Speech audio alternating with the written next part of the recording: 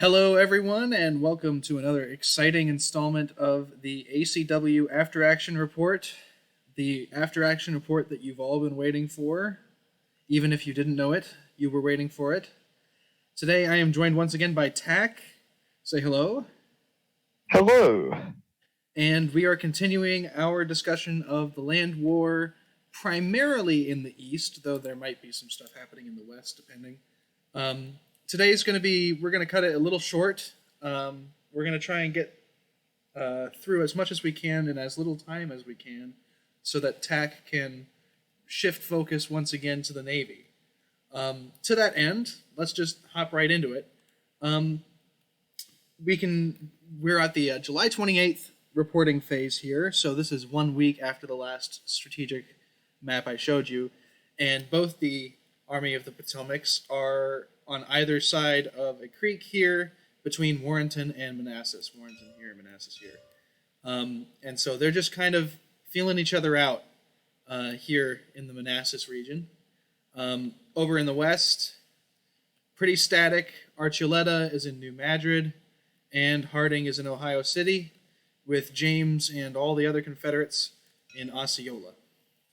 So that's generally where the positions are.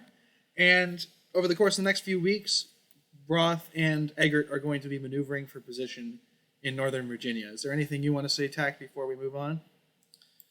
No, as we left you on the last one, the last major engagement was the Battle of Charlestown.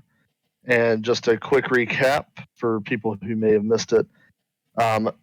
Eggert almost trapped Roth at Charlestown. Roth was able to break out through almost force of will and make it to Manassas, and at this point the maneuvering has started as both sides are jockeying for position. Two notable things are, for the Confederates, the Army of Alabama has arrived, shifted all the way from the west to the east, and they have just arrived at Culpeper. And the Army of Northern Virginia, Union version, is also arrived. Formerly the Army of Maryland, it has been rebadged Army of Northern Virginia and is now in the line as well. That's a surprise tool that will help us later. Indeed. We'll be talking plenty about the Army of Northern Virginia and its misadventures later on. So let's go ahead and jump ahead a week and see what's changed. So July 28th, that'll take us to August. The next report I have is August 4th. Here we go.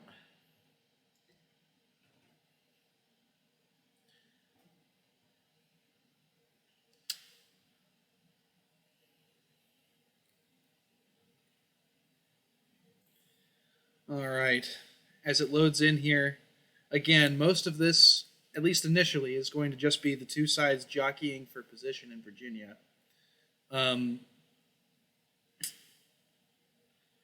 Yes, okay. Tack, if you want to kind of narrate just a little bit about what both sides are going to end up doing here in a minute, I'm going to see if I can find this image that I made a while back mapping out the campaign. So again, both sides are on either side of creeks. They are jockeying for position using the Bull Run Mountains to guard their flanks. If you'll notice, the Union forces under Eggert have a decided advantage in numbers, and they are using that as much as possible. Cavalry numbers are relatively even, with 3 divisions apiece. However, Roth is having to use a cavalry division to cover each flank, where Eggert is able to concentrate all his cavalry on his left, Roth's right. That is going to become more and more vital as Eggert simply has the numbers of corps present to operate. General Miller is still down here in Culpeper. That is a function of Roth didn't know to command him, and nobody really gave him orders. And if you're wondering why Eggert has been relatively static, if I may be so bold as to explain, the number of troops that he has deployed and the amount of supply that he is trying to move over these railroads, which, keep in mind, the Manassas Junction Railroad is Confederate gauge from here to here and is Union gauge from here to about here. So you can't run trains. You're running a train part of the way, and then if you have a train, using it the other part of the way. And the railroad is also trashed. So he has well over 100 miles of wagon train orbiting in this tight space that is causing a logistics slowdown for him. This is also, just like in the West, in the East, the logistics problems began to crop up at this point as Glorious Ruse's logistics system kicked in full force, and both sides are trying to figure out how to cope. So have you found that thing? I'm still looking for it. But I actually, that was part of when I wrote a couple of the after action reports. I mapped out this whole campaign, drawing out the movements, and that'll show it better than I think us talking to the whatchamacallit, official records. Did I write it on my other account? I probably did. Jeepers, I'm so sorry, Tack. It's all right. It's all right. I'll cover a few other things while we're waiting. A few other things that are small but relatively notable are that the Confederates had set up a battery right here at Gamble's Corner, which is covering the Potomac River and preventing shipping from moving on the Potomac. Relatively small, relatively easily dealt with, but at the time, nobody was really thinking about these minor inconveniences. So this is part of the Confederate blocking of Union river movement. That's a consistent theme for the Confederate Secretary of the Navy, using the fact that at this point he has no ships. So he is doing everything he can to get ship equivalents out of his batteries in order to counter the Union's dominance of anything at sea. And I will delve briefly into the Union Navy side. What is going on at this point is the CSS Virginia just got back from it. Remember, CSS Virginia in this game is a wooden steam frigate, not an ironclad. Just got back from a raiding voyage. Relatively successful, is causing minor problems. The Union Navy is attempting to blockade.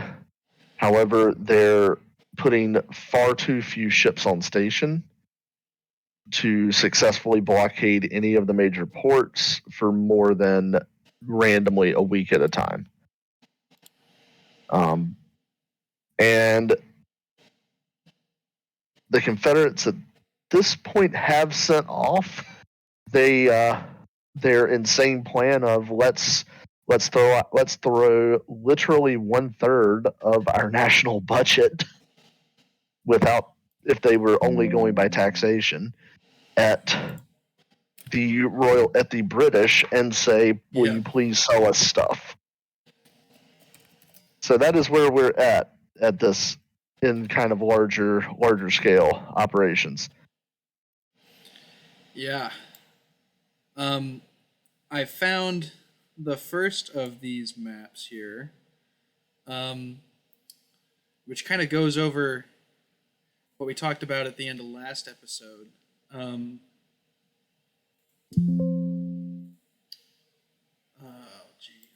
it.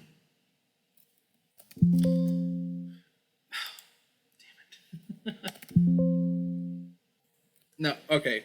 We'll just. I'm not even going to deal with this right now. Yep. Yep. Well, and one other note: in the West, you have your first riverboat squadron has officially hit the water, and it is the Confederate riverboat squadron. I will say that the Secretary Shanks, who ultimately took over Union SecNav, was incredibly diligent to the point of driving me to some distraction with his spreadsheets. But he was slightly late arriving, and the Confederates got the jump in the riverboat race on the Mississippi. So at this point, Archuleta is sitting at New Madrid and actually does have riverboats preventing his logistics from pushing him any further south. Yeah. Okay, so I found a way, I think, to make this work. So I'm gonna go ahead and see if I can. Nope. Okay, we're just gonna have to do this then. I hope that works. No.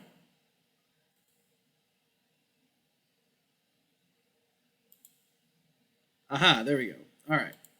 So I now am showing you my display, and here are some of the maps from my written after action report. This map shows the advance out of the valley. So we covered that last episode, and so we find ourselves then here with the armies in the vicinity of Manassas, and then operating in the vicinity of Culpeper. So let's jump down to the next map. Yep, here we go. This is the big one. So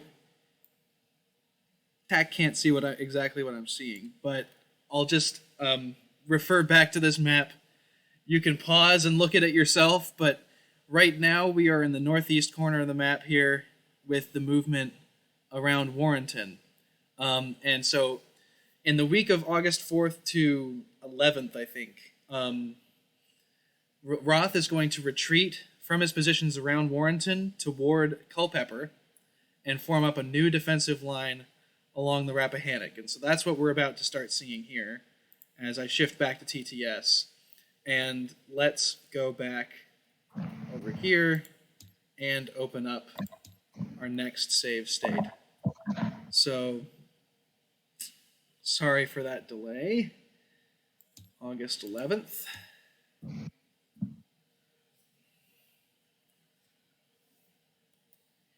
All right.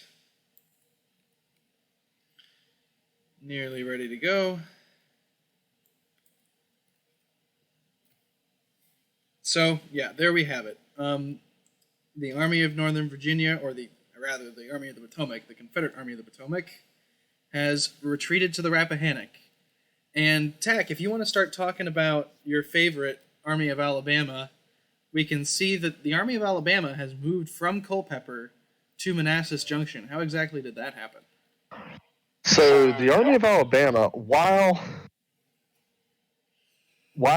the insanity that of the thrust and riposte between Roth and Eggert, none of them fighting anything that would amount to more than a skirmish, but the strategic maneuvering was extremely elegant. Operational maneuvering back and forth between these two. General Sam Miller, yes, that Sam Miller, manages to slip around the Union Army and proceeds to race for Manassas Junction, doing things. Very Sam Miller things.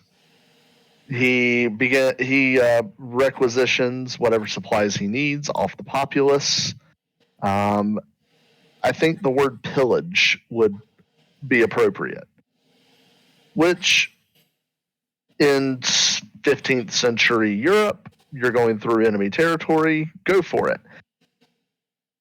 19th century Virginia, when it's supposed to be friendly territory that you're liberating, not exactly the best of plans.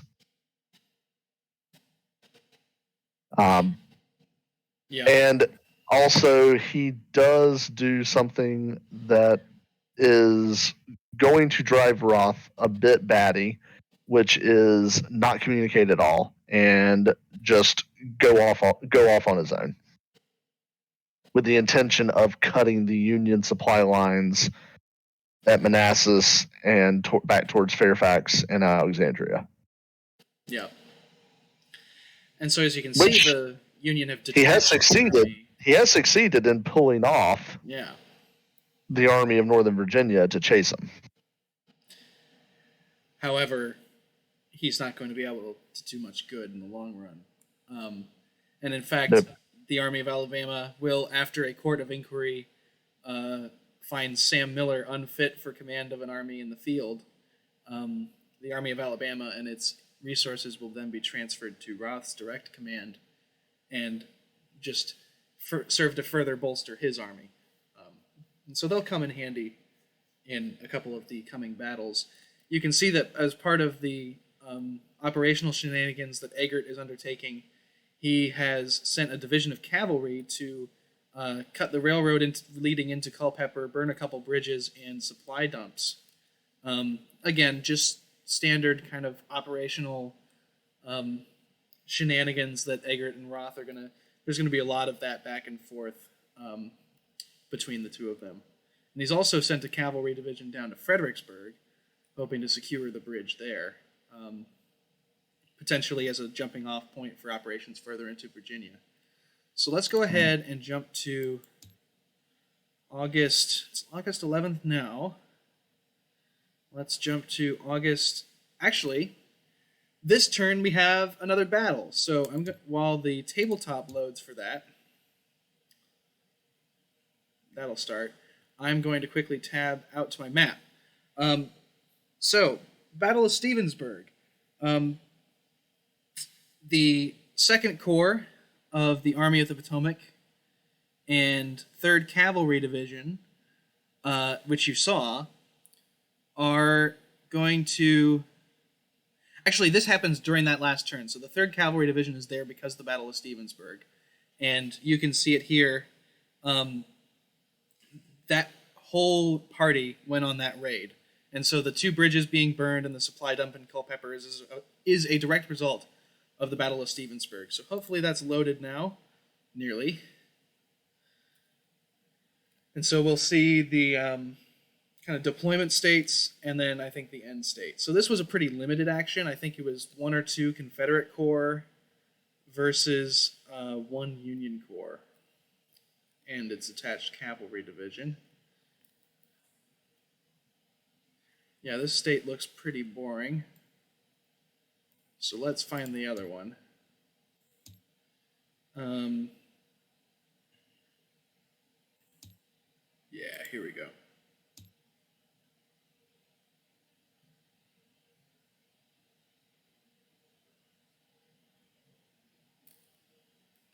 Yep, here we go. Okay. Yeah, so ultimately, the battle was fought in this area here around Stevensburg. The Union formed up a defensive line somewhat along this axis that I'm pointing out here. The Confederates pressed across the mountain run, ultimately sending a flank attack through Stevensburg, which is what ended up breaking the Union line. And as you can see, the Union started trying to get the heck out of there this way. And they retreated along this green line over the ford, over Kelly's Ford, back to their side of the river. 3rd Cavalry Division in this shenanigans gets cut off, and that's as they're burning the supply depot at Culpeper and also a couple of these bridges here, one north of Mitchell's Station. And that'll give Roth some supply headaches during this part of the campaign, but overall that's kind of the effect of the Battle of Stevensburg, kind of a failed raid or successful raid, depending on how you look at it. So let's go ahead. Yep. And real quick before you get out of here, this is a good time to show everybody, given given this battle was not huge, total permanent losses were for the Union 2 infantry regiments, 3 artillery batteries, and 1 cavalry regiment. And for the Confederates were 1 infantry regiment, no artillery, and 1 cavalry regiment.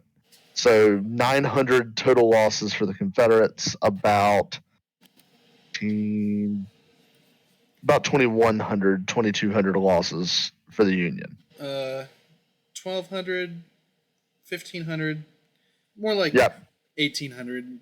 1,800 for the Union, and 900 for the Confederates.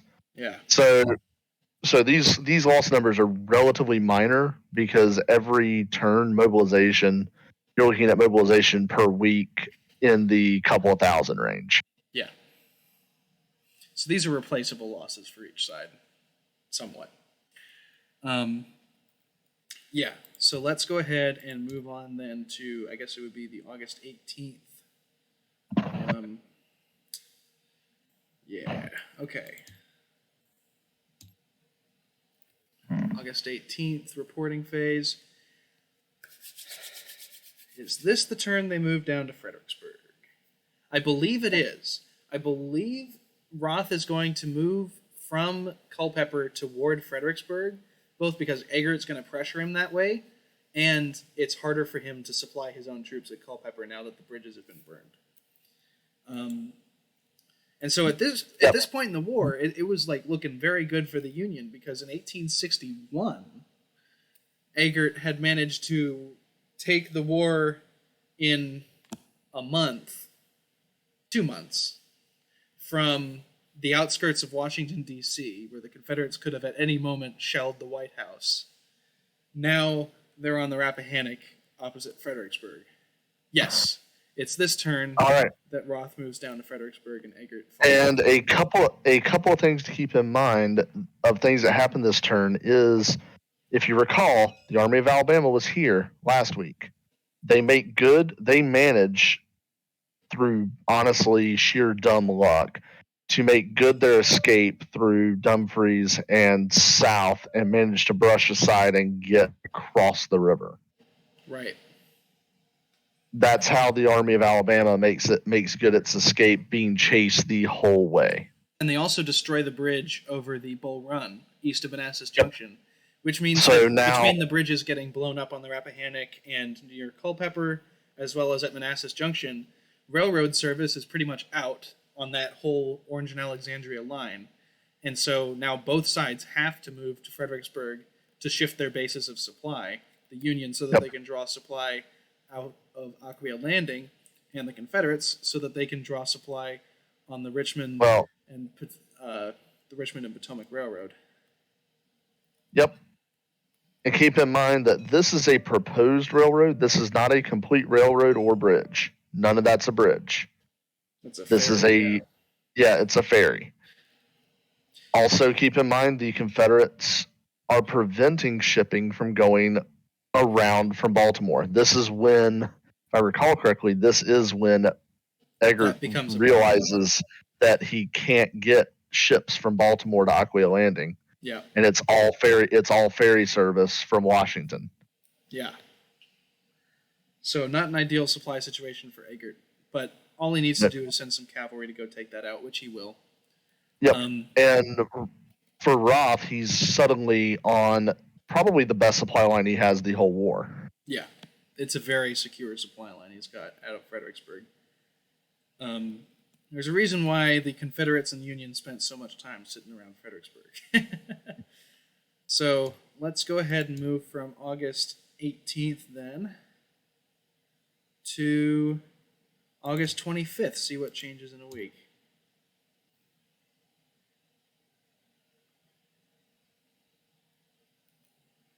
There we go.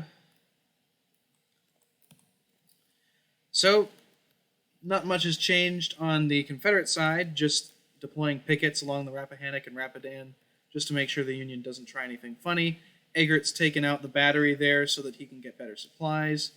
And the Union Army of Northern Virginia has ceased to exist temporarily, has all been folded into Eggert's force, and is about to be reconstituted at the head of the valley, probably in Winchester, I believe. Yep. Also, the Union Army is forming the Army of the Cumberland, pending operations in Western Virginia, which doesn't really pan out. And if I quickly go over to the west here, you can see that not much has changed. James.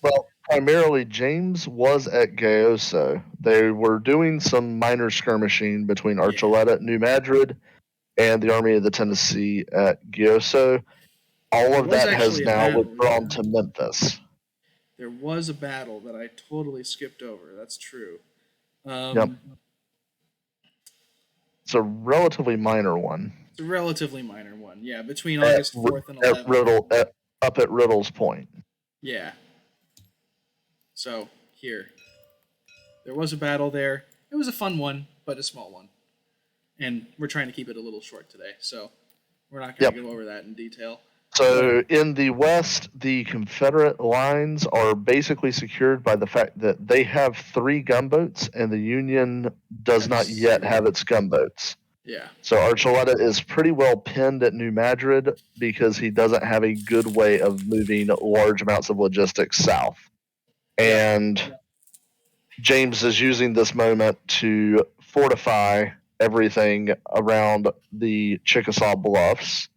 Well, actually, the Confederate SecNav took care of it for him, but this is all now being fortified into a monster that is somehow more imposing than the original, the actual wartime fortifications.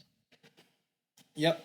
The Confederates invested a lot into the Chickasaw Bluffs in this game, knowing that basically they were going to turn this into their Vicksburg scenario, where the Union are going to have to dislodge them here instead of them losing it before they could potentially defend it. Ultimately, they invested,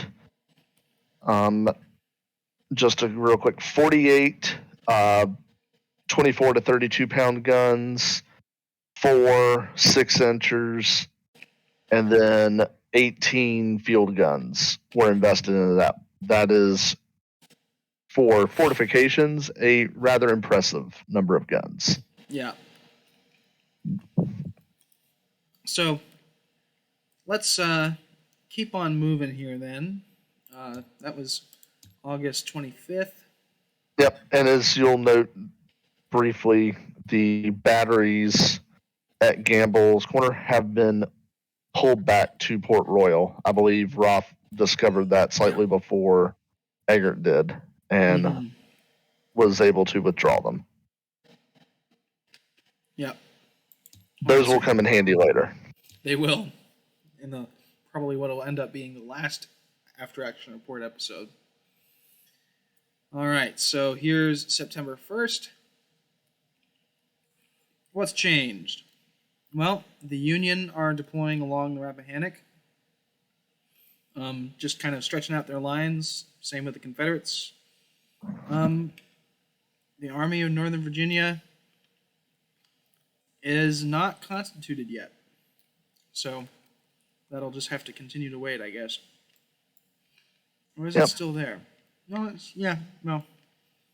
it's still getting formed. Okay. Yep. And the United States Marine Corps has now officially begun forming. Yep. That'll be a protagonist coming up here in a minute. Not in this report, I think, but in future ones. Okay, so September 1, we're moving along at a pretty decent clip here. Here's September 8th, and I believe we have another battle between the last report and this one, near Culpeper. Yep, so what I believe ends up happening is that Eggert tries to flank Roth, and they end up fighting in between the rivers here east of Culpeper, very close to that old Stevensburg battlefield. So let's go ahead and pull that save state open. And I'll just quickly point out that the Army of Northern Virginia has now arrived at Winchester and is forming up.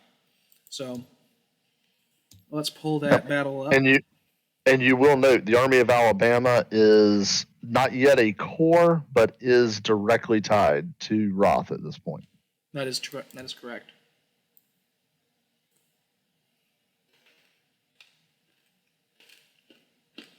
There were actually 2 battles. That's right. Second Stevensburg, and there's another one. There was Brandy Station between elements of both armies, and then Second Stevensburg between the main bodies of both armies.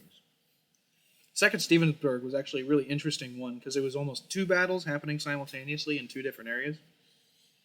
The kind of scenario you only really get out of an operational game that produces tactical battles. Most definitely.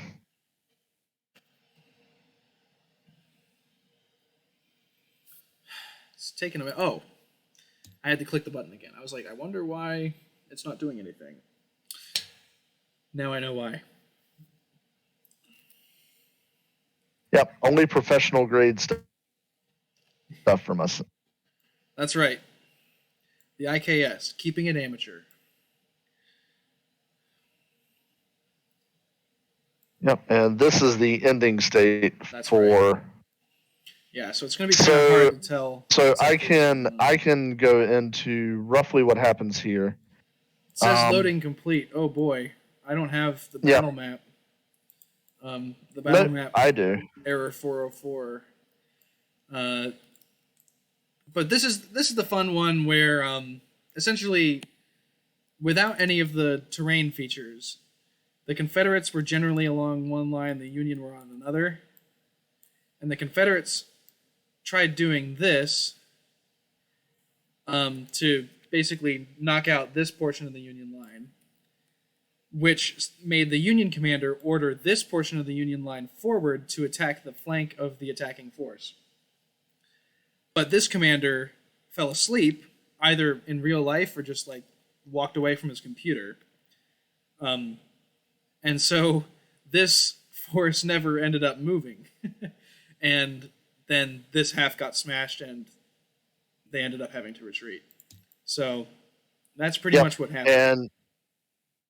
And a key thing that happened in this particular battle is that the overall commander for the Union forces, he left on a leader's recon with the Union cavalry element, trusting his subcommanders to handle business. On his northern flank up around, which, Carter, I don't know if it just didn't load for you, but I can see the whole map. It just didn't load for me. Okay. It's all just up around Barber and near the original Brandy Station battlefield, you had that flank getting absolutely demolished by the Confederates. And to the south, despite constant and strident demands for help, that particular player was asleep at the wheel, whether they were actually asleep at the wheel or they simply just never cared to order their troops forward. No, not really sure, but ultimately by the time that the Union commander did his ride around the army, very, very much a J.E.B. Stuart maneuver, he discovered that his army was being absolutely wrecked. And he was too late getting back to the army to salvage the situation and had to withdraw. Right. Yeah. So let's go ahead and shift from this to the other major battle this turn, Stevensburg, and hopefully the map there will load. So that way people can actually see something. And once again, this battle, the Battle of Brandy Station, was the Confederate First Corps. So once again, the Confederate First Corps doesn't walk away from the field until the Union is defeated. And it's at this point is starting to form a rather serious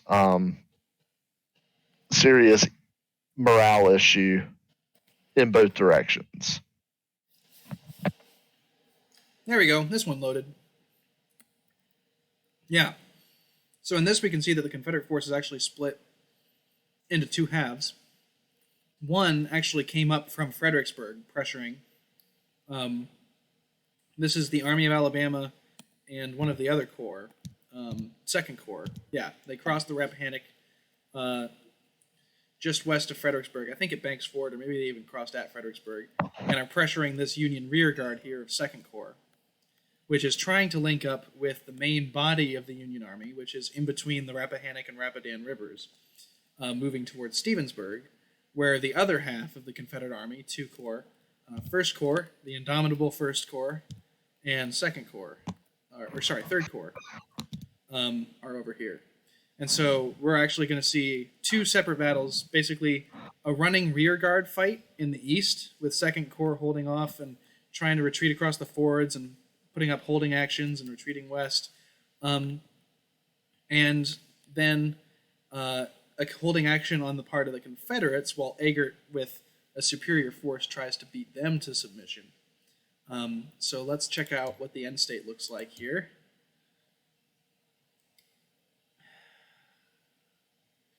All right, here's the end state. Yep, and it should be noted that as this battle begins, Eggert does not fully comprehend that a two-corps force is pounding down the road after Second Corps. Yeah. He doesn't realize he has that major numerical superiority. And ultimately, I think what ended up happening was the fighting in the West was inconclusive. If anything, it looks like Eggert got the worst of it and had to withdraw. Eggert, well, I remember this battle pretty well. Roth digs in, as you can see. Roth digs in on the Potato Run. See the breastworks. Eggert's frontal assault, if you look at Third Corps of the Confederates and a couple pieces of Second Corps, Third Corps is absolutely mauled in this fight. Yeah. But Roth is able to keep just enough in the line to prevent Eggert from breaking his right flank. By the time Eggert gets his big left flank attack going on First Corps, because he had to march around through Stevensburg and come down through Ashby, by the time that happens, if you look at where the battle has ended for the Union Second Corps, they have been pushed several miles by the extremely bloodied and bruised Army of Alabama, which is functionally combat ineffective at this point. They've been pushed practically a full day's march, 10, 12 Exactly. And they are now, and although honestly the Confederates are very much as out of steam as Second Corps is, the Army of Alabama is incapable of operations, and Second Corps is not really capable of operations either for very long. They have managed to shove so hard and so far that Eggert gets word that he's about to be flanked in the rear. And nobody likes surprises to their rear, so he opts to back off because he is between the rivers, and if he gets cut off from the Rappahannock, there is the possibility of a portion of his army being destroyed. And remember, after losing an entire corps, well, really wing of the army at First Manassas, the Union is extremely paranoid about losing a major chunk of their army, and then in a lot of ways is very unwilling to take risks, which is not a bad thing. When you have superior manpower, being unwilling to take risks isn't bad. Yep. But it does mean that you are fighting a slower, more grinding war, and you're not making those bold moves that can also end in absolute disaster. That's what we call In this kids case, foreshadowing. yeah, in this case, I think he made the smart decision because while he probably wouldn't have been cut off, his army was just tired enough that at the end of the day he might have lost a little bit more if he had not have retreated. So Yeah. he had accomplished a lot in 2 weeks. Well, 3 weeks. This was not the fight to try to do this to the finish. Yeah. All right, let's move on. Yep. So that would have been the September 8th report. Let's see. Yeah. And so after this battle, I'm going to load this. I'm going to switch over back to the map again. So as you can see, movement over to Fredericksburg in the back corner, then back over. Actually, this ends before our next section. So that's the west. Oh, I don't have a map of this. Okay. All right. Never mind. I stand stupid. But basically, Roth is going to now make a play for Manassas again. And if I look at the map here, I think it's this week that he manages to make his play. It is. Yeah. He makes his play, he makes it back to Warrenton functionally. Yep. So on the heels of 2nd Stevensburg, he outmaneuvers the crossing on the northern fords of the Rappahannock. Yep, and to note, he has reestablished his depot at Culpeper, although his rail line is still not complete. Right. The bridge on the Rappahannock is a lot harder to repair than the one over Cedar Run. And as you will see at this point is when Roth begins to seriously divest of any remaining heavy guns that he has because they slow him down. So he takes his last battery of heavy guns out of his field army and leaves them to cover Culpeper Courthouse. Yep. Yeah. So, but the important part is that the Army of Northern Virginia is now in Winchester. Yeah. Funny that. Yep. So now the Union has a force in the valley that really is uncontested. There's nothing between him and anywhere else in the valley. It's just logistics. That's the main issue in the valley at the moment, as he's going to find out. So we have a battle here for this turn, I'm pretty sure. Actually, it's in between this turn and the September 22nd turn. So basically, I think, Roth is going to make a play. Or, well, is this? Yeah, I think, so Roth's going to make a play towards Greenwich. Or Greenwich. I'm pretty sure they pronounce it Greenwich there. Sometimes Americans love to murder European pronunciations, but so he's going to make a play towards Greenwich with mind to take Manassas again. And let's see how that works out.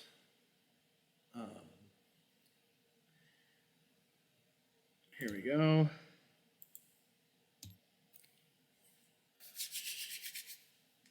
And what's really nice about all these battles in Virginia is that we typically have some kind of period-appropriate map of the area that we can play on, which is nice.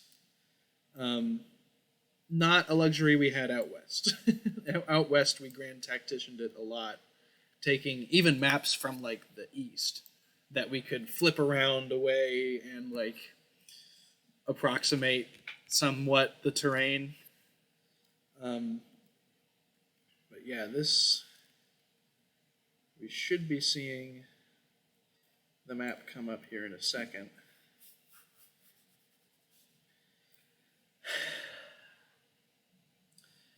another one of these battles, like the other one before, where the blocks are brigades instead of regiments, like initially. So that was kind of how, if we had a huge battle, we would just scale it up one so that we would have less players needed. Yep. I can actually see the whole map right now while yours is finishing loading. Yep. So this is Roth's cavalry, 1st, 2nd, and 3rd Corps versus Eggert's cavalry, 1st, 2nd, 3rd Corps, and his reserve. I'm going to call it a division because it's really just a single division at this point. That will eventually truly become 4th Corps in time. Thing to note is that. There we go. It's loaded. Yep. Thing to note is that Roth has 2 cavalry divisions. I'm sorry, 3 cavalry divisions, but they're relatively small, while Eggert has 3 much larger cavalry divisions.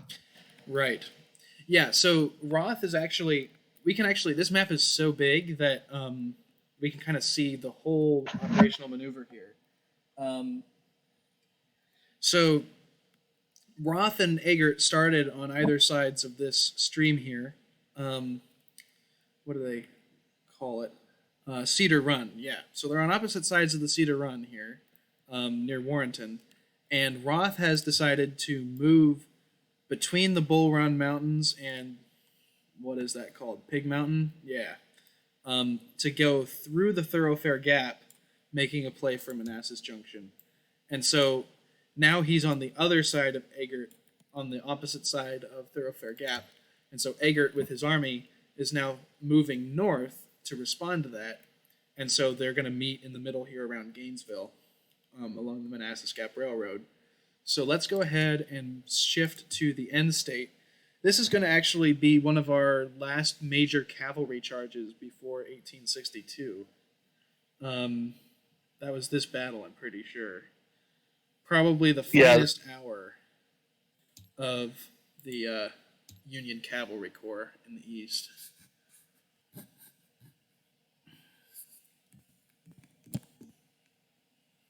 Should be loading now.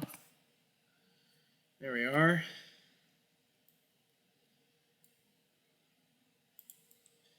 Yep, okay. So, we can see that Roth, his army moved east towards Groveton, and Centerville, trying to kind of flank around towards Manassas Station. The Union started engaging him from the south, moving kind of northeast, and the Union Cavalry Corps actually ended up, I forget which direction, I think they went this way, all the way around. Yep, they did. And smashed into the rear of Confederate 2nd Corps, which just absolutely demolished 2nd Corps. You can see all these troops, all these brigades under huge pressure from Union 1st and 3rd Corps, and then getting charged in the back by cavalry, actually surrender. Entire brigades surrender to this cavalry charge here. This is probably Roth's worst defeat of the game. First defeat of the game as well, I think. First for me? It's his first, what we could consider a true battlefield defeat. Yeah. Roth had battles that you could never say he won, but he had battles that he withdrew off the field because he wanted to. This is the first time that Eggert definitively throws Roth off the field, and it's all Eggert's doing. Roth isn't wanting to retire or didn't want to fight in the first place. Roth wanted this battle, and Roth was decisively beaten in this battle. Yeah. But once again, and this was something that anybody that is a student of the Civil War will note, the cavalry was the arm of decision, but the fact that the cavalry was the arm of decision also meant that the cavalry was unable to significantly pursue. Yep. And so once again, Roth's able to get the bulk of his army out of the disaster. Yeah. There's no cuirassiers breaking the line and then hussars running down everything as it flees. Yep. In this case, it was the hussars broke the line, and then there was nothing to exploit. Well, dragoons, but yes. Dragoons, yeah. So, there you have it. That's the Second Battle of Manassas. There will be a third. Yep. Well, one thing to keep in mind is that this is coming the same week as the Union Navy running and hiding in Baltimore Harbor. True. Yeah. As they're trying to mass the Grand Fleet of the Republic to deal with the Confederate fleet that has now arrived. So this is honestly, in some ways, this is that salve to the, oh crap, we have a major disaster on our hands. Yeah. All right, so let's find the next one. Here's September 22nd.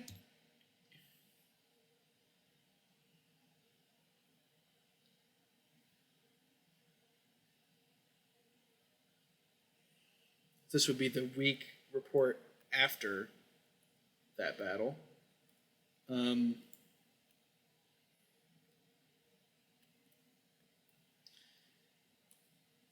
Roth and Eggert have returned. Eggert, you can see, has moved north after the battle, and Roth has retreated back to his lines near Warrenton after the battle.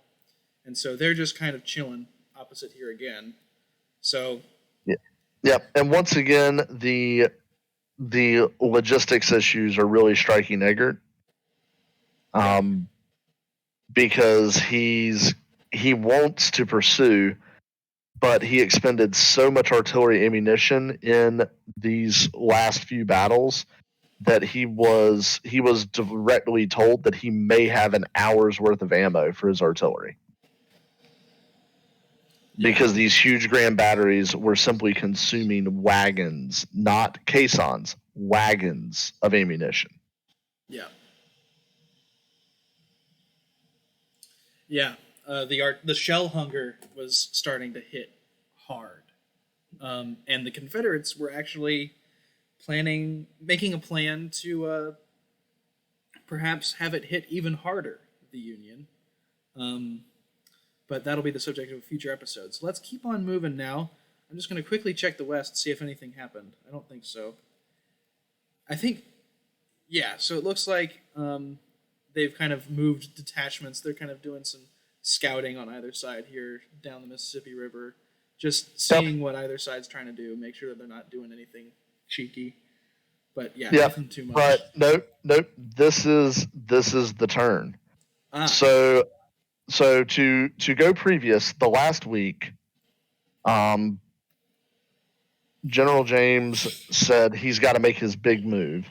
So he has sent the Missouri State Guard of 5 infantry regiments, 2 artillery batteries, and 4 cavalry regiments with every single wagon he can muster, weeks and weeks worth of supplies stacked up in a train behind these guys. And Boone has launched on his mad dash to Jefferson City. To keep this in perspective, Carter's drawing it out. He has literally got to go, as the crow flies, 300 miles. Yeah, 350, 400 miles by road. Now,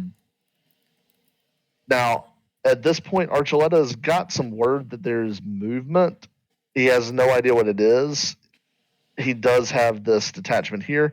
So he starts kind of putting feelers out in his local vicinity, assuming that James is trying to get around him.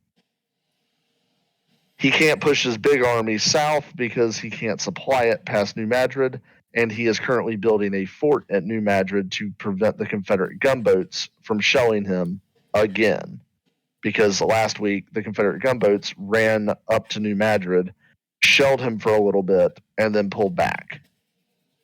So he has started building a fort at New Madrid to protect his supply base there.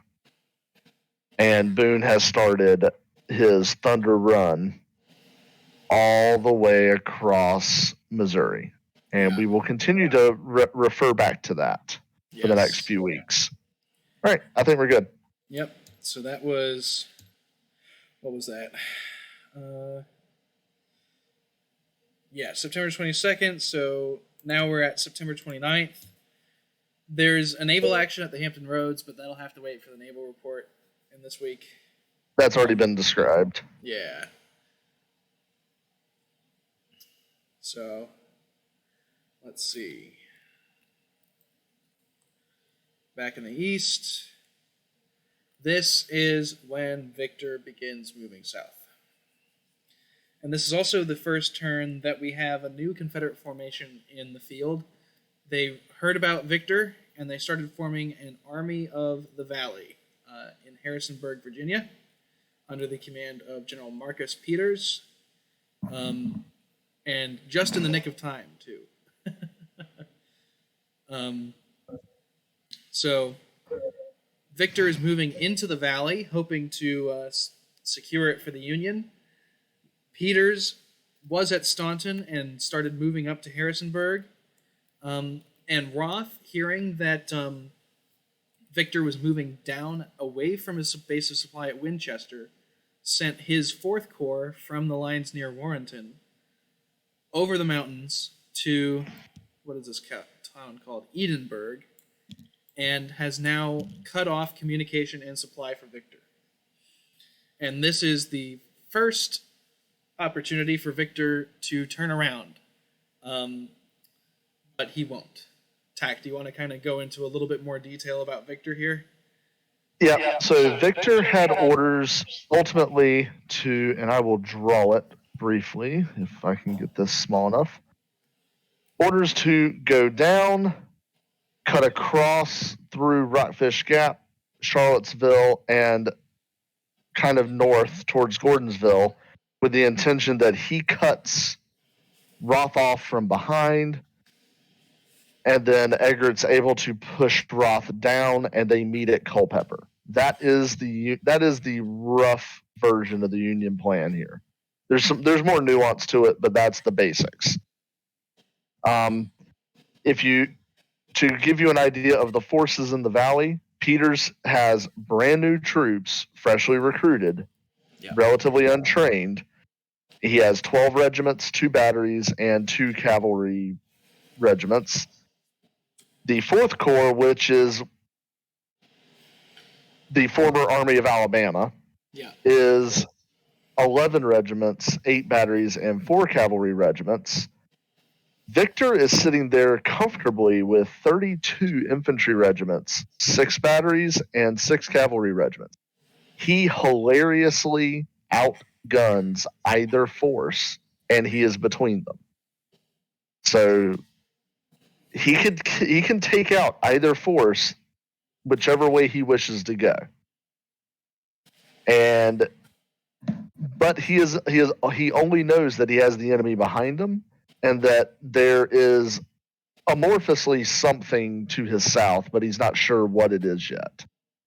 And that's what he knows. So he's going to continue with his orders, and he is going to cross over the Massanutten Mountain,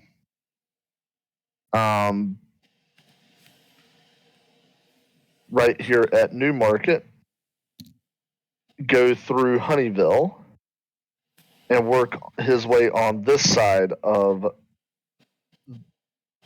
the peaked mountain towards Port Republic.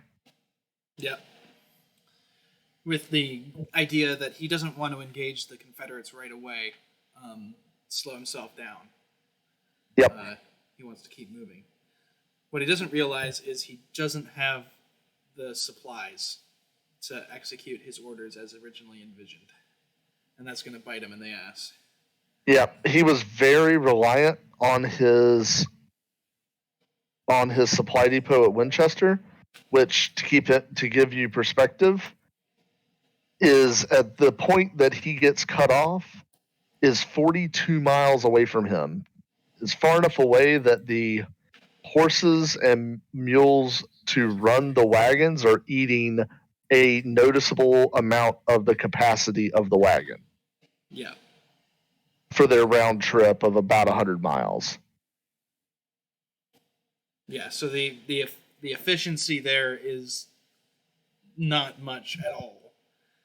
And he had not significantly built up any supplies. Yep. There he was could have some gotten reliance supplied from the Manassas Gap Railroad, probably. But now that the Confederates are operating in that area, nope. So, yeah, Roth's putting Fourth Corps there really jeopardized this whole operation. Yep. So let's go ahead and move to the next turn.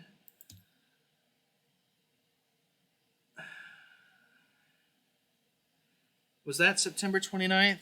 I think that is, yeah. Yep. All right, here is October 6th. And I think this is probably where we'll end it for today with this turn, because this is when, pardon my French, shit gets real. And we'll want to talk about this in more detail next time. Yep. So let's start off in the West, and then we'll get to the East to finish up. Yep. So in the West, you'll note that Archuleta has punched detachments everywhere trying to figure out what's going on around him. He actually does a fairly excellent job of scouting and screening his own forces. He also has gunboats now. Yep, the Union for the first time has gunboats. Now, they had also developed a torpedo field, which to most of us are known as sea mines. This is the first time that torpedoes are deployed in the Western Hemisphere. It's, if I recall correctly, the second time ever floating torpedoes are deployed, with Crimea having some slight use of them. So these are incredibly new, incredibly unreliable, and almost as dangerous to your friendly ships as they are to the enemy. So they have functionally cut the Mississippi River completely at Gayosa. Yep. Moving over, the mad dash of the Missouri State Guard is ongoing. They are eating through supplies at a prodigious rate. And they're still 100 miles from Jefferson City, as the crow flies. Probably more like 120 by road. Yep. I think Ruse... This is when they started seriously running out of food. The distance from where they started in Memphis to Jefferson City is at least the same, if not farther, than the distance, he said, from Smolensk to Moscow, which, of course, that was the leg of the march that killed Napoleon's army, at least on the way back. And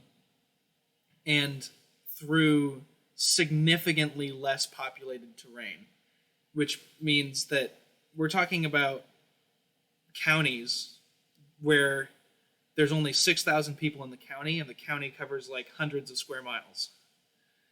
And so you're not going to be able to effectively forage off of these little houses in the prairie for an army of 4,000 to 5,000 men, which is what this army is.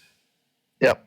And keep in mind that at this point, Boone's intentions are to get to Jefferson City, seize the city, reinstall, and hopefully get a groundswell of Confederate support by reinstalling a pro-Confederate government in Jefferson City. What the Confederates didn't ask for and didn't know is that the Southern sympathizing section of Missouri is the section that Boone is marching through currently, which is practically unpopulated. And the most populous part of Missouri, where the capital is, along the Missouri River there, is Yankee favoring, generally.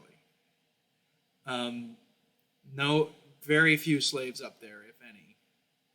And Yep. so This is, yeah. And if you're wondering why there's no Union response, Boone has been predominantly in a low population area that is very pro Confederate.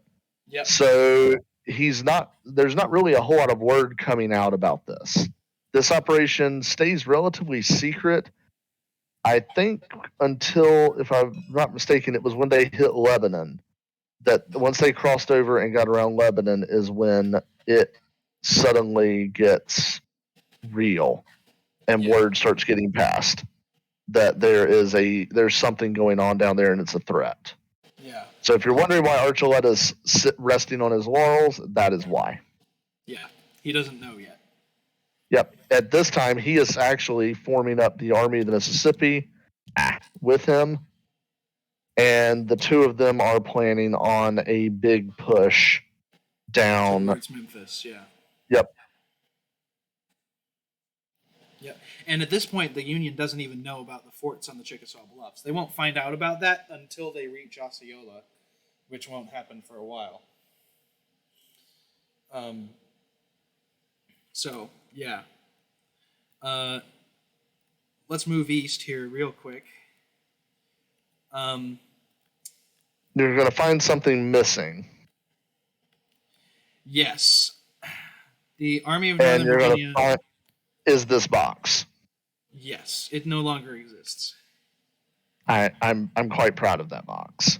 Yeah. You want to explain what happened? Okay, so I'm going to move some pieces as I talk my way through this. Sure. As you'll notice, Roth is now in Culpeper, has fully abandoned his line up around Warrenton. You'll see he had dug in pretty heavily around Warrenton and Weaversville, around Baldwin's Ridge in particular, and then Weaversville right here at Cedar Run. And Eggert had set up with the intention of taking him out. Eggert was honestly about a week away from the culmination of his maneuvers and preparations. Eggert was very methodical, and he was about a week away from being able to pull it off. If Victor hadn't jumped the gun, Eggert could have potentially likely finished off Second Corps of the now Army of Northern Virginia. He could have likely finished off the Second Corps and significantly reduced Roth's forces. However, the movements of Victor calls Roth to take his chance to do a quick step back, and he is able to just barely slip the cavalry pickets and by the time Eggert learns of his escape, he is double timing it out of there, and he's able to make good his escape. Now, the other thing that Roth does is he has heard about, and I'm just going to grab this and use it. He has heard about this army under Victor moving its merry way through the valley. So he has a plan utilizing 4th Corps and 3rd Corps and Peters in the valley. And that plan is to try to trap these guys. So he sends 3rd Corps south to Charlottesville. They get to Charlottesville. They get word from Peters, who they're temporarily attached to, that the Union Army is making for Swift Run Gap. Victor has realized that he is in a pickle, and he is trying to get out of the vice. And Swift Run Gap is his fastest route out of the valley back over to where he can either accomplish his mission at Charlottesville or make good his escape, get back around behind Roth, and support Eggert. Keep in mind, Victor is not able to communicate with Eggert, nor Eggert with Victor. So this is all being Eggert is assuming Victor is doing something, but he doesn't know what it is, and Victor is trying to figure it out, playing chess in the dark. So Victor is pursued by Peters. Victor is being pursued by Fourth Corps, both coming up behind him.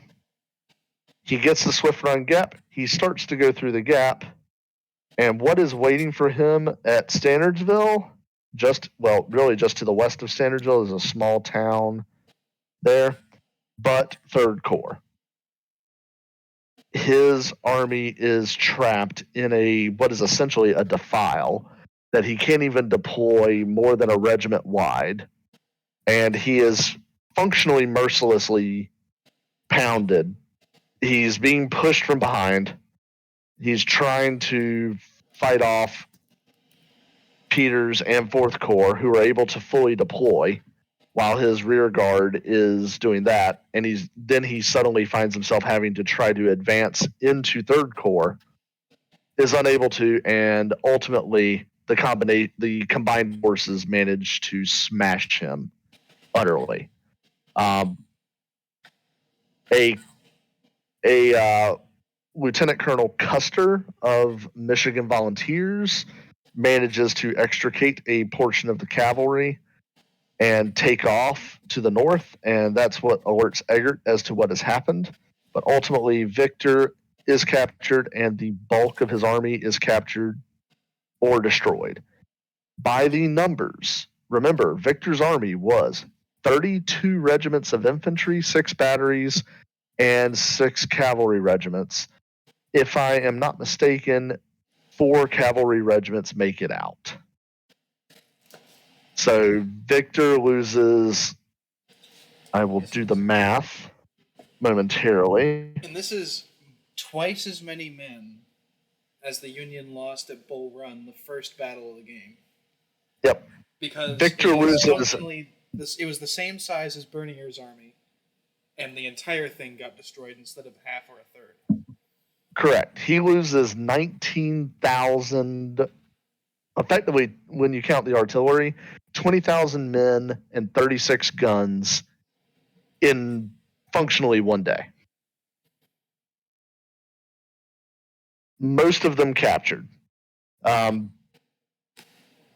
When news of this disaster, because the news media is still relatively open and free in this time period, and they're honestly, your best intel is to just go grab the local newspaper. When the news learns of what has happened, and that word makes it to Secretary of War Fawcett. Secretary of War Fawcett's words are, when asked about exchanging, because the Confederates were doing a lot of prisoner exchanges and paroles at this point in order to deal with the fact that they had a bunch of prisoners. His words were that General Victor's greatest service he can perform for the Union is to eat a Confederate meal a day.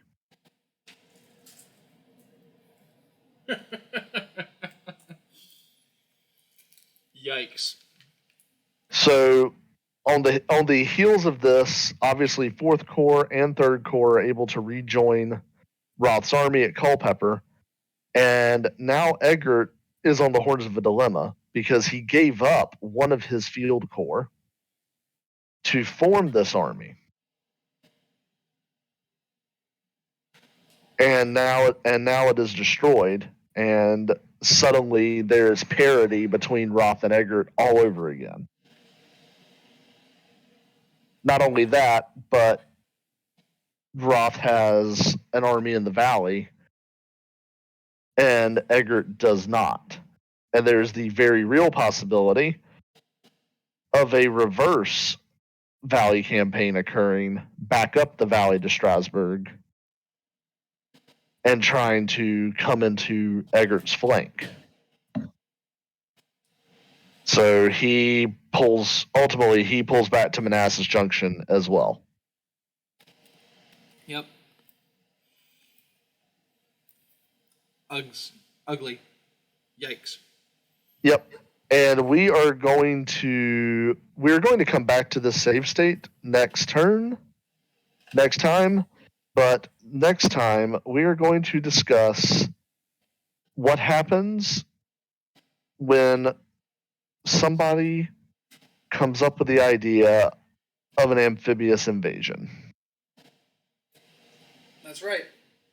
It's going to be a fun one. That's going to be a highlight, I think, of all of the after action reports, because that was a wild ride. But I think that is all for now. So unless if you have anything to say, Tack, I think we can sign off. Yep, we can definitely sign off. You will want to come next time to understand fully why Egbert pulled back to Manassas Junction, because you may note that there is one more corps missing out of Egbert's army than was missing when he detached Victor. And that's all I have to say about that. Yeah, we're coming back to this save state later. All right. I will see you guys in the next one. Peace out.